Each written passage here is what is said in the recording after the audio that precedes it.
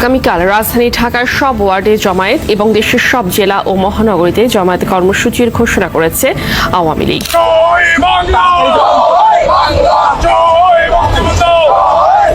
এই মুজিবনগর সরকার গঠন না হলে আজকে আমি নির্দ্বিধায় বলতে পারি 9 মাস যুদ্ধ করে বাংলাদেশ স্বাধীন হবে।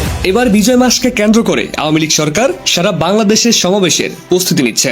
এই সমাবেশে প্রধান হিসেবে আছেন সোহেল উদ্দিন তাজ। তার নেতৃত্বে সারা বাংলাদেশে সমাবেশ অনুষ্ঠিত হবে। আওয়ামী লীগের সাথে রক্ত দিয়ে আমাদের সম্পর্ক, রাজনীতি থেকে সক্রিয় না থাকলেও মনে প্রাণে আওয়ামী লীগ। এছাড়া এই সমাবেশকে কেন্দ্র করে সারা বাংলাদেশে উত্তাল করে তুলেছেন আওয়ামী লীগ নেতাকর্মীরা।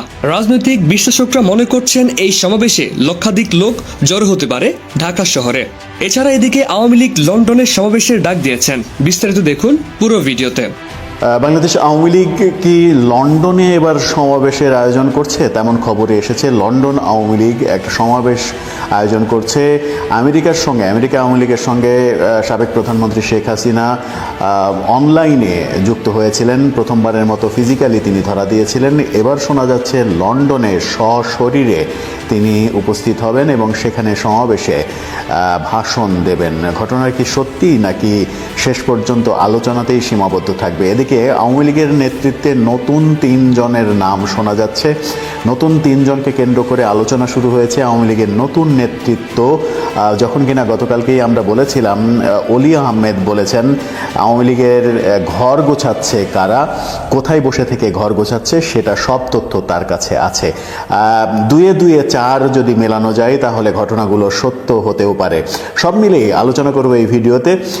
আওয়ামী লীগের নতুন নেতৃত্ব নিয়ে কথা হচ্ছে। ওদিকে লন্ডনে সমাবেশের ঘটনা সত্যি যদি হয় তাহলে সামনে আওয়ামী লীগ ফিরে আসার জন্য যে দুর্বার চেষ্টা, সেই চেষ্টাতেই বোধহয় নেমে পড়লো, তেমনটাই মনে হচ্ছে আওয়ামী লীগের ভাবসাবে। এদিকে দেশে যখন অন্তর্বর্তীকালীন সরকার ঐক্যের ডাক দিয়েছেন, আওয়ামী লীগ এবং 14 দল জাতীয় পার্টি বাদ দিয়ে বাকি সবগুলো দলকে এক কাতারে নিয়ে ঐক্যের যখন চেষ্টা করছেন, তখন সেই ঐক্যকে বিএনপি নেতা বাকশাল যেন না হয় সেরকম আশঙ্কার কথা বলছেন। ঠিক সেই মুহূর্তে আওয়ামী লীগ লন্ডনে সমাবেশের আয়োজন করেছে আগামী 8 ডিসেম্বর, তেমন তথ্যই পাওয়া যাচ্ছে।